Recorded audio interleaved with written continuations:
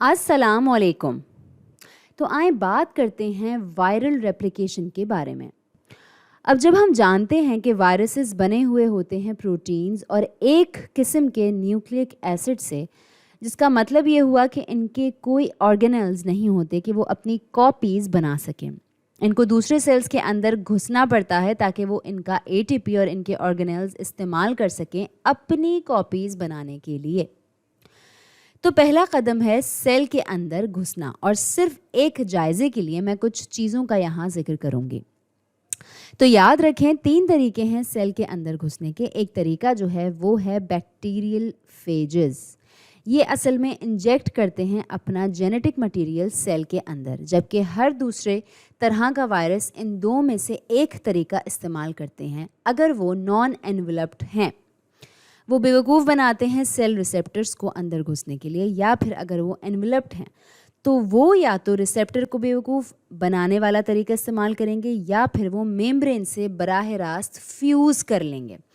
और एक बार जब वो जेनेटिक मटेरियल सेल के अंदर आ जाता है, वायरस ने सेल को कह लें एक तरह से हैक कर लिया होता है और वो इसको कंट्रोल करने के लिए तैयार हो जाता है। लेकिन ये वो जगह है जहाँ ये एक इंतखाब करता है, या तो ये बेसब्र बन जाएगा और तैयार बैठा होगा अपनी कॉपीज़ बनाने के लिए, या फिर ये खामोशी से बैठेगा और कहेगा कि मैं इसी तरह से बैठा रहूँगा जब तक मैं पूरी तरह से तैयार नहीं हो जाता इस सेल को कंट्रोल करने के लिए।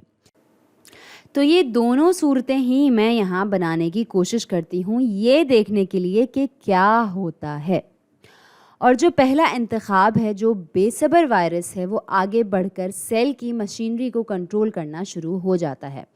इस सेल के amino acids, nucleic acids, ribosomes, ATP, ताकि वो वायरस के जेनेटिक मटेरियल की कॉपीज़ बनाना शुरू करे, जो कि आरएनए या डीएनए हो सकता है, और इसके साथ साथ वायरस के प्रोटीन्स भी, ताकि वो प्रोटीन कोट बना सकें। इसके बाद ये फिर ख़ुद से एक साथ आएंगे, खुद से असेंबल हो जाएंगे ताकि पूरी तरह से काम करने वाले वायरसेस बन जाएं। और चूंकि ये ऐसे मज़ीद बनाते रहते हैं, ये आखिर में मजबूर कर देंगे सेल को लाइस करने में या टूटने में। और एक बार जब ये टूट जाते हैं, ये सारे वायरसेस एनवायरनमेंट में रिहा कर दिए जाते हैं, और अगर दूसरे सेल्स इसके पास होंगे तो फिर ये वायरसेस की फ़ौज इन सब को इन्फेक्ट कर सकती है, और इसी तरह और वायरसेस बनते रहेंगे। तो ये है बेसब्र वायरस, या कह लें कि इम्पेशेंट वायरस। अब हमारे पास दूसरा ऑप्शन क्या है? दूसरा ऑप्शन वो है जहां वायरस ये फैसला लेता है कि ये चालाकी से अंदर आएगा।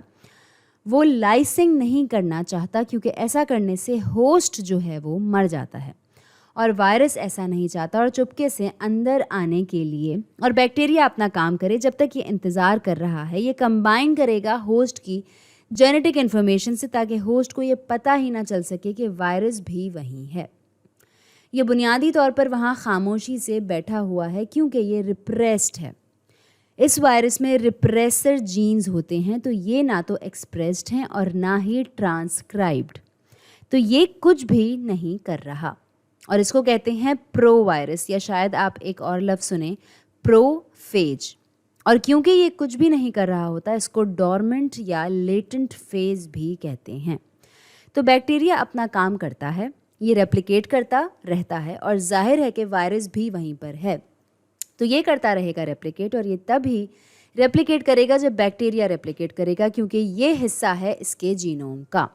तो अब कोई चीज़ कमज़ोर कर देती है वायरस में मौजूद रिप्रेसर जीन को, जिसके बारे में हमने बात की थी। तो अब ये खामोश नहीं रहता, और जो होस्ट का जीनोम होता है वो अपने आप को रिपेयर या अपनी मरम्मत करना चाहेगा। इसका मतलब ये हुआ कि ये कट जाएगा ताकि अपने जीनोम की मरम्मत कर सके। ये अपने डीएनए का कुछ हिस्सा अलग कर देगा, जो इत्तेफाक से वायरस ही होता है, और अब वायरस एक्टिव हो जाता है। ये तैयार है अब अपनी कॉपीज़ बनाने के लिए, सेल को लाइस करने के लिए, और फिर अपनी फ़ौज बाहर निकाले ताकि दूसरे सेल्स को इन्फेक्ट कर सके। तो जो बेसब्र वाला तरीका है, इसको लाइटिक या लिटिक साइकिल कहते हैं, और इस दूसरे वाले को लाइसोजेनिक साइकिल कहते हैं। तो ये फ़र्क है लाइटिक और लाइसोजेनिक साइकिल का, अगर हम बात करते हैं वायरल रेप्लिकेशन की। تو آج کے لیے اتنا ہی.